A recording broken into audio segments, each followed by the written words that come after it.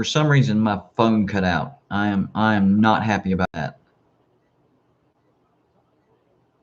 I apologize to everybody. I'm in a region where I have to have satellite. Uh, I have to have satellite internet, so I'm trying hotspot, but unfortunately, my phone turned off, and it caused my connection to wither away. So I apologize about that. But like I was saying, I'm 2-1. Pretty happy about that. I'm pretty happy about the Liberty win. That's a big win for me. Some people were picking it, but not a lot of people. And the people that were picking it didn't have very good reasons. I had my reasons, and they were really really solid. Um, Earlier today, I did a I did a video. I did a video of the transfer portal. Just as so, what's your team in the NFL? Unfortunately, my team in the NFL is Cincinnati, which they're in a process of rebuilding. They have Joe Burrow. Of course, he got injured, but I think he'll be back strong next year. They're drafting well. They have a better coach. I think Cincinnati's on their way back. I think next year they can finish as high as number 2. It depends on how good the Steelers are. I still expect the Ravens to win it next year, but the Steelers came out of nowhere this year. I do not expect them to be as good as they were this year. But so after tomorrow, I'll put out another video of the next slate of games, and hopefully I'll keep the winning streak going. The next 2 games, I have Miami over Oklahoma State. I've already stated my reasons for that.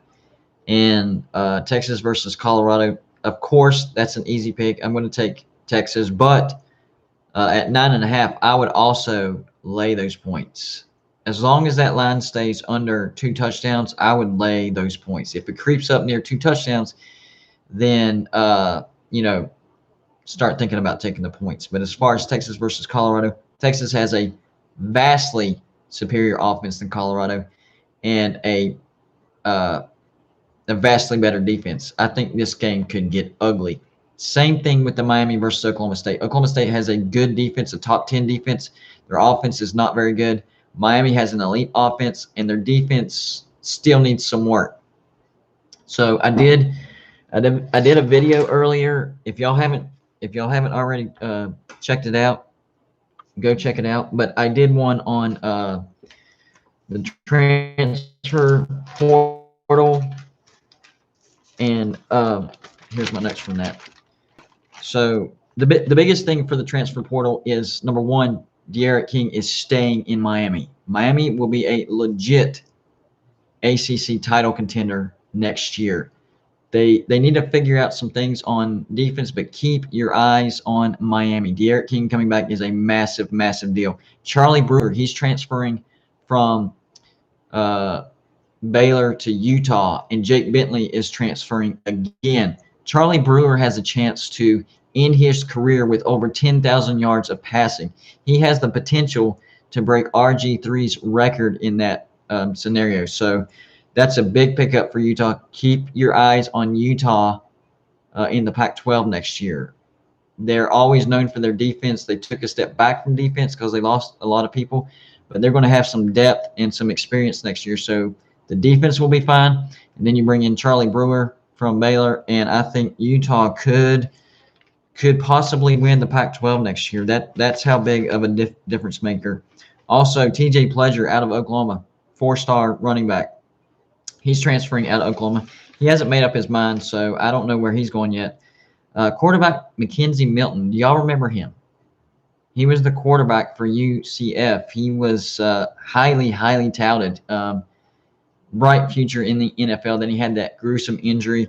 Well, he transferred from UCF, and now he's going to go to Florida State. So that's a big for Mike Norvell. That's a big step in the right direction. I think Florida State will be headed to a bowl with a winning record next year. I don't think they're going to contend for the ACC or anything like that, but I think they'll go if the schedule goes back to normal. I think they could go like 7-5, 8-4, something like that. Florida State's going to be much better, especially with McKenzie Milton.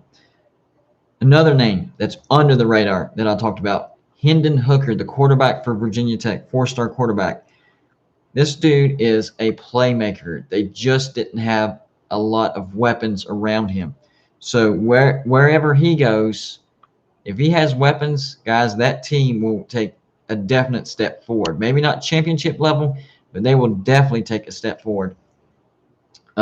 Chase Bryce, he's transferring again. Look for him at Appalachian State. I don't know if he's going to do any good. And then for my team, West Virginia, nice pickup. Hurricane TTY called it. Liberty, yes, me and you on the same boat. We're on the same wavelength, man.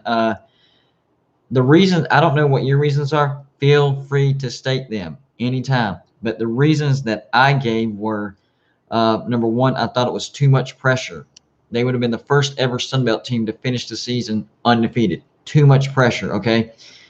Second of all, they were the favorite. Coastal Carolina is not good in the favorite role. They relish the underdog role. So I didn't think they were comfortable as the favorite. And number three, they didn't play their championship game. So the layover or the gap or the routine was much different. They had a longer gap between games. I thought all those three things combined with the fact that Liberty is a very good team, guys. They are. I saw that upset. Liberty was a blocked field goal away at NC State from being undefeated themselves. And NC State's a good team. They finished the season, I believe, 8-3 ranked. So that's not a terrible loss. T2Y, let me know what you think about D'Eriq King coming back to Miami. I'm not a Miami fan, but I am excited for you guys because he's an exciting player to watch. I'm not just diehard West Virginia and screw everybody else. I love good college football. So the fact that D'Eriq King didn't go to the NFL and stayed at Miami, that is huge, guys. That's huge. I think Miami, number one, I think Miami will win the Coastal because it'll get if the schedule goes back to the way it was, it'll get split back.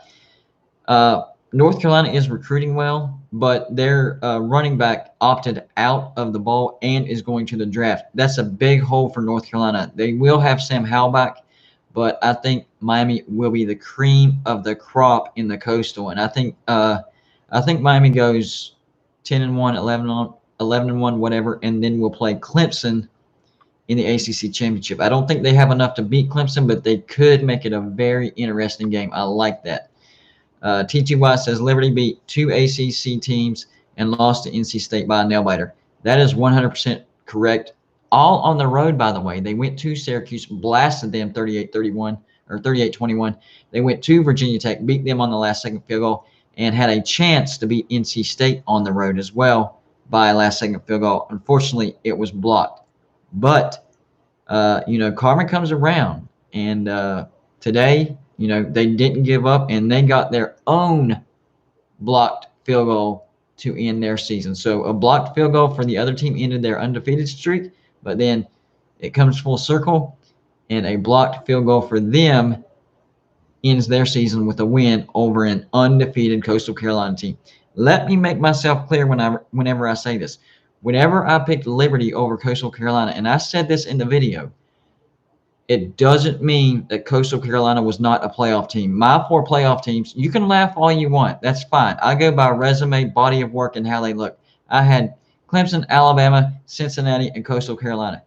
And I still picked Liberty to beat Coastal Carolina for the reasons that I've already stated. So the fact that Coastal Carolina got beat by Liberty does not change my mind whatsoever about Coastal Carolina being in the playoffs. Look at their resume. They beat some very good teams, and they went undefeated.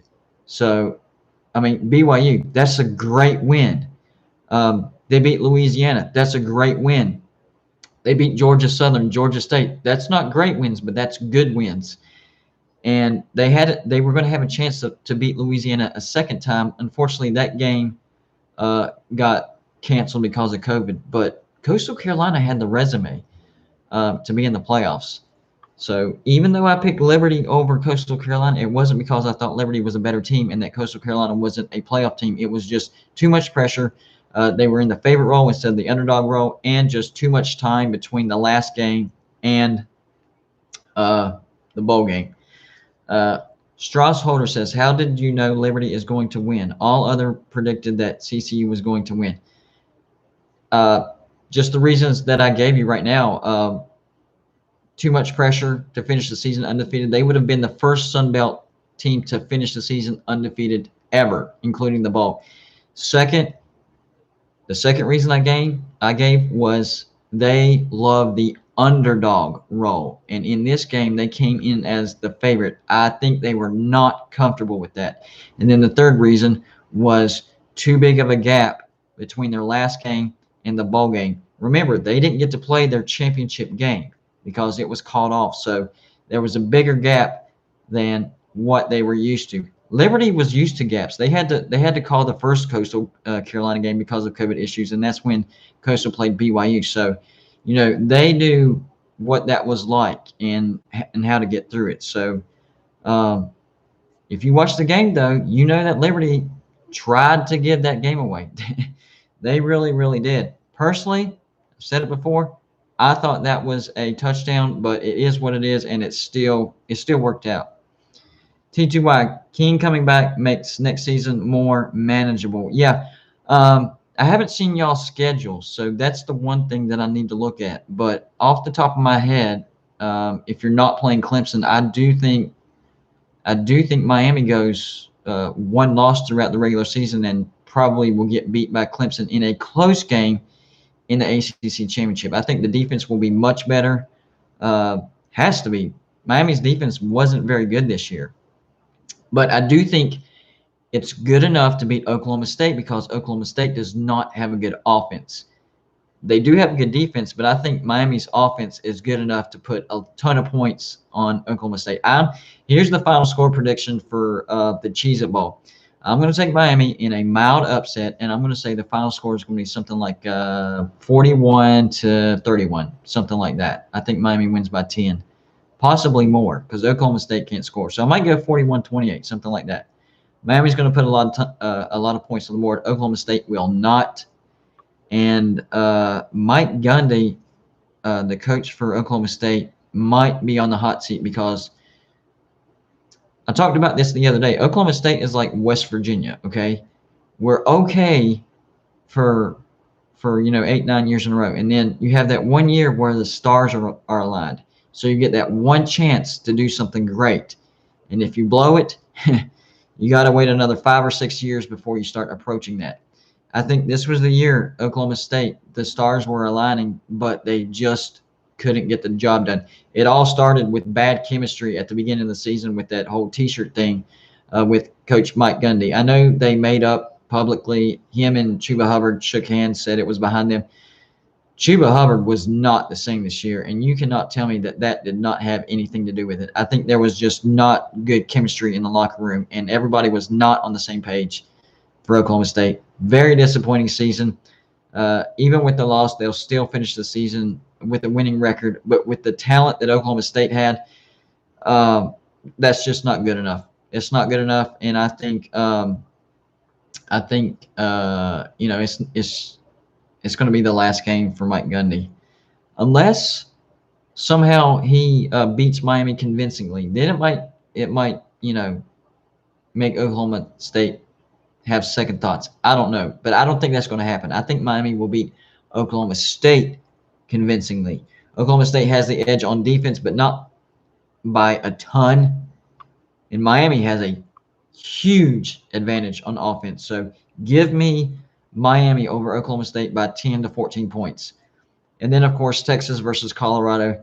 That's a mismatch. That was the only reason that bowl is happening is because of bowl tie-ins and conference finishes. It's a mismatch. Colorado's offense is up and down, very up and down. Their defense, non-existent. They don't have a good defense. For Texas, they actually have a pretty decent offense, especially when Ehlinger is on. He cut way back on his interceptions this year. I know he had 2 less games, but you go from 10, 12 interceptions down to 5. Don't tell me that's worth 2 games worth of interceptions because it's not. You're lying if you're saying that. So Ehlinger is having a great year. They're saying he's going to come back. I'm not sure about that. Zach Wilson for BYU. The right decision for him is to leave for the NFL now. He's done all he could. If he stays at BYU, the only thing he can do is hurt his stock. His stock is at the highest right now. Get out of Dodge, get to the NFL. You've done all you can. You looked great. You look like a pro. No offense to any of my BYU subscribers. I wish nothing but the best for you guys. But for Zach Wilson, it's the right decision to leave now. T2Y says Cincy was number 4 for me. Yeah, I agree 100%. You already know my 4 teams, but if you're only going to put one Power 5, it would be Cincinnati in the 4th spot, and I would say Ohio State the 3 spot. I just think if you get blown out, that's not a characteristic of a playoff team. That's why I didn't like Texas A&M ranked above Cincinnati either. They got drilled by Alabama by 28 points. I know it was at the beginning of the season, but you got blown out. That's not a playoff team. If you get blown out, you don't belong in the playoffs. I don't think Notre Dame belongs in the playoff. They played Clemson at half strength. They won in 2 overtimes. They played Clemson at full strength. They got blown out of the building. Alabama is going to rock Notre Dame. I'm not trying to bash Notre Dame either. I'm just, the truth is the truth. I use my eyeballs. Jeff says, you think there's any future for the Jets? There is, but you're going to have patience. I'd say in about 2 or 3 years. Sam Darnold looks pretty good. He's had some setbacks, but if they can put some weapons around him, I think the Jets will be back into division. And you got to remember, Tom Brady is out of New England, so that division is more up for grabs than usual. I know Miami is pretty good this year, but the Jets have a chance. You're going to have patience, though, in about 2 or 3 years. T2Y, I think we win by 3 or 7 or lose by a blowout. I think it's the opposite, dude. I think if Miami loses, it'll be by 3 or 7, or they will blow out Oklahoma State. And I'm more inclined to think that Oklahoma State is going to get blown out by Miami. I think Miami is just superior in offense, and the defense is better for Oklahoma State, but Miami's going to wear that defense out. That defense is going to be on the field way too much. I have Miami by at least 10 points. Salty says Miami plays Clemson September 12th. See, there you go. But who knows? That might be their only loss, and the rematch would be an ACC championship, because I think Miami will be the cream of the crop of the ACC, and North Carolina will be number 2. Javonte Williams, I believe, the running back for North Carolina, opted out of the bowl. He's going to the NFL. That's a big hole for North Carolina. Their defense loses some key pieces. They will have Sam Howell back, but I think North Carolina is a step under Miami next year. I think Miami is the superior team. Highlight said, okay, here's my final predictions for Army West Virginia. West Virginia 30, Army 24. That's not a bad prediction. I'm right there with you. Army is a triple option team. They are run, run, run. They have 5 running backs that can legitimately run the ball. And when I say legitimately, I'm saying they average at least 4.5 yards a carry. So Neil Brown knows how to coach the defense, and he knows that our defense has got to stay sound, or gap sound. That's the term that Dabo Swinney uses. Our defense will have to stay gap sound to beat Army, because if Army starts to be able to run the ball well, it is over for West Virginia. But I think we have the good enough defense. Army doesn't really have that much of a passing attack. They're one-dimensional, but that triple option can be tricky. I agree with you. West Virginia in a close game. I'll have a full breakdown on that, of course, probably either tomorrow or the next day, definitely before the bowl. But that is the fact that Miami is going to the Liberty Bowl is a great recruiting tool for West Virginia. That was a big deal, because it made West Virginia look like the savior for Army, because the Independence Bowl had to get canceled because Pac-12 teams couldn't field a team because of COVID. So they were sitting there at 8-2 with no bowl. Lo and behold, Tennessee has to back out against West Virginia. West Virginia says, come on, Army, we'll play you. And I think it's the better matchup. I think West Virginia would have blown Tennessee out again like we did 2 years ago. And I like the matchup. I think it benefits us quite well. we just have to stay gap sound. So I'm going to do some more research and give y'all a prediction on that. Chase said video went out. This video? I know the other video went out, but this video looks like it's doing good. So y'all keep me updated on that. I'm about to get off here because it's getting late, but I didn't know that the video was having issues. Highlight says, I say Miami beats Oklahoma State 37-27. That's a good prediction. I like it. That's 10 points, right in the scoring range. Highlight says Alabama 53, Notre Dame 34. Notre Dame would be lucky to get 34. Their offense is not very good.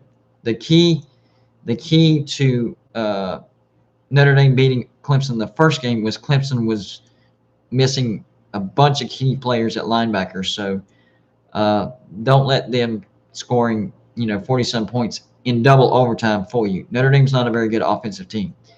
Pretty stout on defense, probably the best defense they've had so far. And Alabama, yeah, putting 53 points on a good defense is nothing new.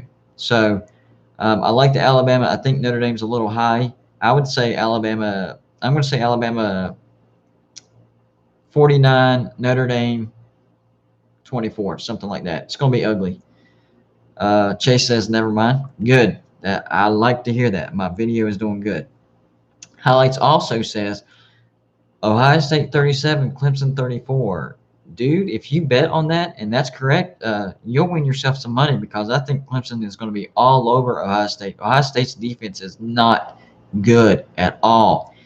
And their offense runs through Justin Fields. I know Sermon had a great game against Northwestern, but if Justin Fields is off like he was against Northwestern, it's over, guys. It'll be over by halftime. So it'll depend on Justin Fields. If he's on, he can keep them in the ball game, but I still think Ohio State gets handled quite easily. I'm going to say Clemson 38, Ohio State 27. Clemson by 11. There you go. Jeff says, not biased answer. What's your prediction to win the Super Bowl? Man, that is a tough one, man. I would have to look into. See, I haven't really been keeping up with the NFL right now. I've had my plate full with college football and now starting to transition into college basketball. So before I make an educated guess on that, I would definitely have to look into it. But off the top of my head, I would have to say Green Bay for the NFC and for the AFC. God, that's tough, man. I guess I'll have to go with Cincinnati or Kansas City. My bad. Kansas City and Green Bay. And I think Green Bay would benefit from that matchup. So I'm going to say Green Bay beats Kansas City in the Super Bowl. Reminiscent of the very first Super Bowl, actually. Straussholder says, joining Army is way better than Tennessee. Good replacement. I agree. And it made West Virginia look good. Like, it gave them a good light in public opinion, and that always helps in recruiting. And if you don't think that Neil Brown is not going to use that in recruiting, you don't know how college football works. Any little thing that a coach can use in recruiting, he's going to do it. So West Virginia, looking like they're the savior for Army is going to bode very well. We already got a 4-star to transfer from Virginia Tech to West Virginia. Out of high school, he was highly touted. West Virginia did recruit him, but eventually he went to Virginia Tech. Neil Brown convinced him to transfer over, and now we're looking at their center because he's in the transfer portal. So, getting a 4-star transfer is great. Getting a 4-star transfer from one of your old rivals, even better. I love it. The only thing that would have made it better was if we got a 4-star from Pitt to flip to West Virginia. That would have just been icing on the cake. Salty says, Peach Bowl prediction, January 13th. What in the world? Dude, are you typing code or something? I don't understand all those numbers. Dadgum. You're going to have to retype that, man. Or somebody explain that because I don't understand it. Strauss says, but Tennessee fans still want Hugh Freeze for their head coach. Yes, they do. Pruitt has been a major letdown. I know it's only been like 3 or 4 years, but they've gone in the opposite direction. They haven't even looked like they've gotten better. I mean, in 2018 to last year, it looked like maybe they were turning the corner, but then this year they take a step backwards. Tennessee, you need to get Hugh Freeze. He's a great coach. He comes with baggage, but it looks like that baggage has been resolved. Go get you a winner in Hugh Freeze. And stay, guys, whenever you're looking for a new coach, stay out of the Saban tree. It's not working. Um, I don't understand all that. Like you have the Will Muschamps and you know uh, all the other coaches. It doesn't work. So stop doing that. Go get you some fresh meat. I think South Carolina made an interesting move whenever they hired Shane Beamer. I think that was a good move. They stayed away from Saban assistants, but still got a guy that's experienced in the offense, and that's what South Carolina needs is offense. And I think Shane Beamer can use his dad's name and his connections to recruit very, very well. Um, Maiden Day, what's up, man? Liberty, the real deal. Hugh Freeze is going to land a big job after his stint at Liberty. 100% agree. You already know that. Highlight says final prediction for the night because I have to go to bed. I hear you. Oklahoma 45, Florida 38. Man, out of all the games that I'm going to do a prediction for, that's going to be a tough one because Florida has a great, great offense, but their defense is up and down. Oklahoma is solid on both sides, but they don't have a good enough offense as good as Florida. So I don't know. I'll have to look into that, but that score could flip-flop easily. Highlight says just because Oklahoma is on fire. Okay, you convinced me. I like it. I like the on fire pick. If it's close, always pick the team that's on fire. I like it. Jim says West Virginia's defense needs to sit down and watch the Louisiana Tech Georgia Southern bowl game so they know what not to try against the Triple. That was a good comment, man. Very good. I like it. Salty says no code. Peach Bowl be the same as Sugar Bowl of 2007. Georgia versus Hawaii, 41-10. Oh, okay. I got you. I see it now. Hawaii whack. Whatever the rest of that is. But I get what you're saying now. I'm taking Georgia. But like I said in the Liberty pick, that doesn't mean that Cincinnati doesn't belong in the playoffs. And this argument of if you let a group of 5 in the playoffs in, they're going to get blown out. That's hearsay unless you actually let it happen. Notre Dame is in the playoffs. They've already gotten blown out. So my challenge to the playoff committee would be this. If that's your reason, then prove it. Let them in 1 year. They get blown out. Be like, I told you. So they need to split off and create their own playoffs and national championship because as of right now, it's pointless playing for a group of 5 team because they have zero chance of winning a national championship. Even the FCS has their own playoffs to win a national championship. And there wouldn't be no shame in having, a division just under FBS. And they would schedule you just the same as they schedule FCS. You get paid. You'd still play Power Fives, but you'd still have a chance to make the playoffs, win a national championship. Otherwise, you have to give them at least one chance. And I thought this year was that chance. So what it told me was that they're not going to give the group of 5 any chance. So to me, they're really shooting themselves in the foot because they're not giving themselves a chance to prove what they're saying. They're saying if they let a group of 5 in, they're going to get blown out. That's hearsay unless you let it happen. That's all I'm saying. Splashy, what's up? What's going on, man? Thanks for stopping by. We have a good time over here. If y'all haven't already, go hit the subscribe button. You can ask my current subscribers. I make videos every day. 9 times out of 10, it's college football. We're going to start transitioning into college basketball. I've already done a few. We'll still talk about recruiting and predictions for next year, but it'll be more college basketball here shortly. But trust me, I will still stay on top of college football. I've been doing this YouTube channel for over a year and a half. I actually did well in the off season, so I expect to continue that success and give you guys some great content. And we're progressing. We're getting better. My graphics animation is getting better. I think my content's still there. So I'm here to entertain you. I'm doing what I love. This is what I love to do. And I just hope that it comes through the screen and you guys can see that. Man, this dude loves college football, and he's not just a dumbass. He knows what he's talking about. Am I wrong sometimes? Yeah, I am wrong. I'm not perfect, and I'm not a robot. I'm going to be wrong. But I am passionate about it, and I do know what I'm talking about. Salty says Group of Five get blown out 90% of the time against Power Five. No, that's actually not true. It depends on the level of Group of Five versus the level of Power Five. If you get a lower class Group of Five against upper class Power Five, yeah, it's going to be blowouts, and that does happen a lot. But the Group of Five has shown that they can hold their own for real. Louisiana blasting Iowa State. Iowa State was a good team.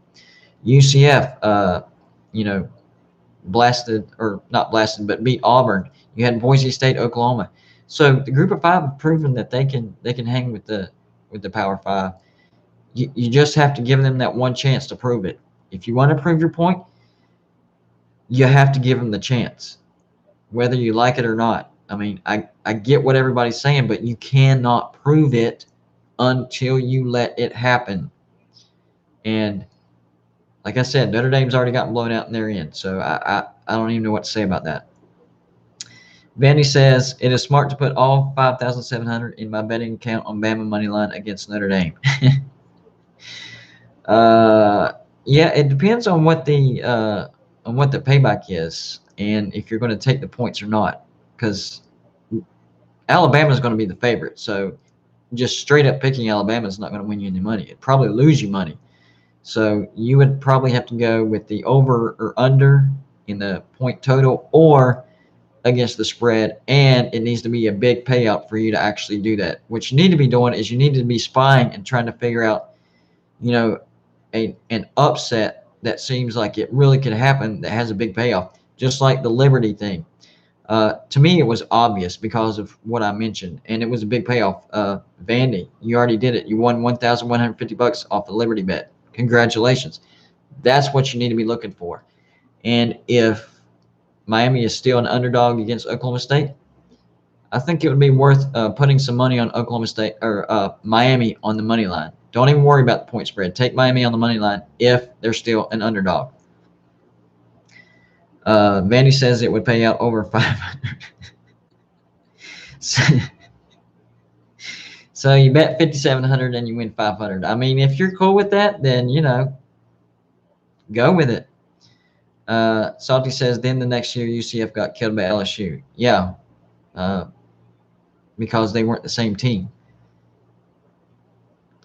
Teams get blown out. I mean, Louisiana blew out Iowa State. Does that mean Group of Five is better than Big 12? No. It just means on that day, a Group of Five was better than a Power Five.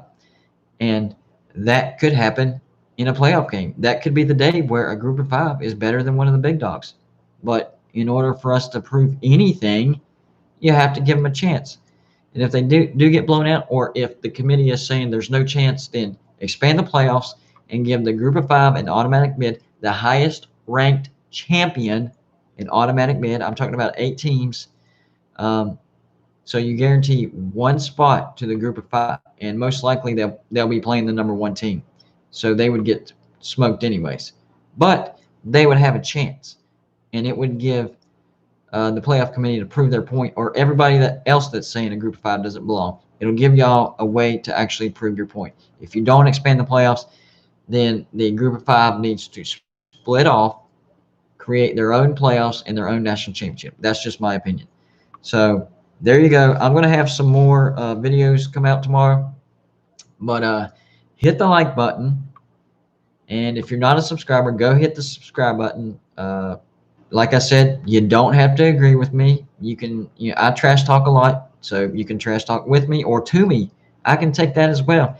And I will be getting a P.O. box number in the next couple weeks. And my idea for that is I want you guys to send unopened, brand new merchandise that represents your team, and I will open it up on my show.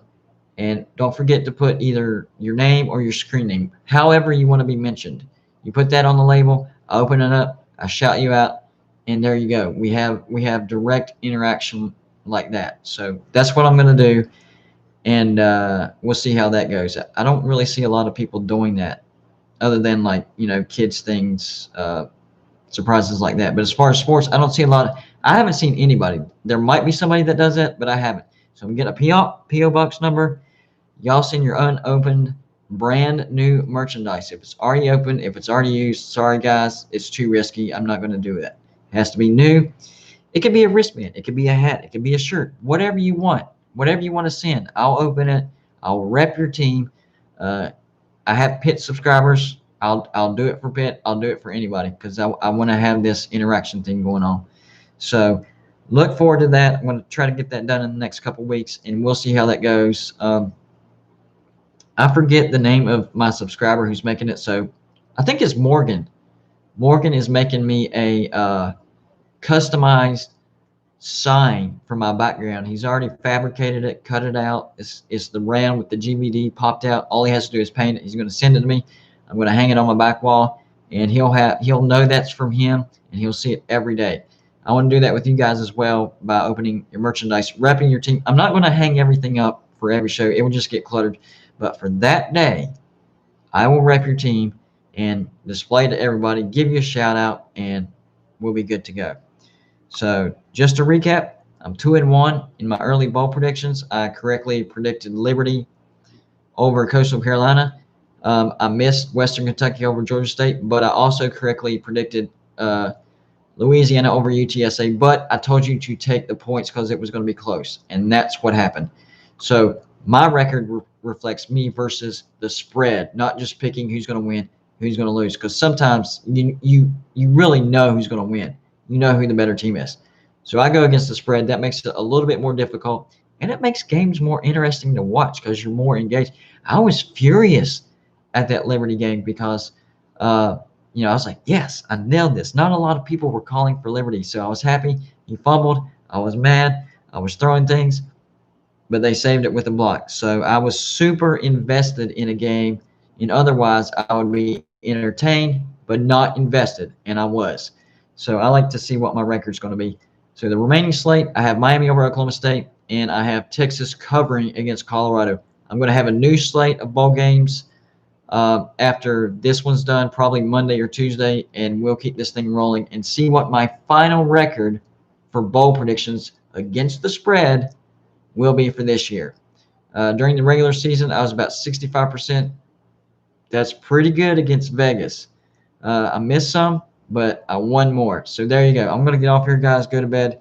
It's getting late, but if you subscribe, I will definitely see you tomorrow because I will definitely put out a video just like I do every day. Hit the subscribe button, and I'll see y'all tomorrow.